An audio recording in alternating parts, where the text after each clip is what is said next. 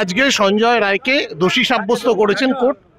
তাতে সঞ্জয় রায় বলেছেন সঞ্জয় রায়ের এগেনস্টে 64, 66 এবং 103(1) বিএনএসে তাকে দোষী সাব্যস্ত হয়েছে এবং এখন সেন্টেন্সের ব্যাপারে সোমবার দিন সেটা দেবে এবং সোমবার দিন এটা কম্পিউটারে আপলোড হবে। আমার সবার কাছে অনুরোধ যে কোর্টের যে জাজমেন্টটা আছে সেটা আপনারা ভালো করে পড়ুন এবং you will get the proper scenario. I think so. Sanjay বলেছেন আমি যদি ঘৃণ্য কাজ করতাম আমার রুদ্রাক্ষ ছিঁড়ে যেত। এটা তো তার প্লি, সে কথা সে আগেও বলেছে। এটা নিয়ে সবটাই তো কোর্টের সব এভিডেন্সের উপর নির্ভর করে। এভিডেন্স থেকে কোর্ট যেটা স্ক্রুটনি করে দেখেছে,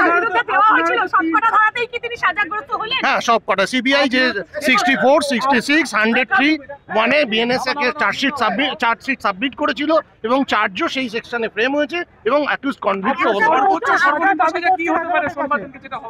লাইফ ইমপ্রিজনমেন্ট আর 66 এ আছে 25 বছর অথবা লাইফ ইমপ্রিজনমেন্ট এবং ডেথও আছে। এটা আইদার লাইফ ইমপ্রিজনমেন্ট অথবা ডেথ বা যেটা কোর্ট মনে করবেন সেটা। এটা বলা যায় যে খুন এবং ধর্ষণের একমাত্র সঞ্জয় যুক্ত ছিল এবং সেটা কনভিক্টেড হলো। এবার পরবর্তী ইনভেস্টিগেশন চলছে। পরবর্তী ইনভেস্টিগেশন কি এখন সে ব্যাপারে আমি কোনো কমেন্টস করতে পারি না। রায় কি দিল বলো আরেকবার, আজকে রায় কি দিয়েছে? আসো আর কেউ না যেতে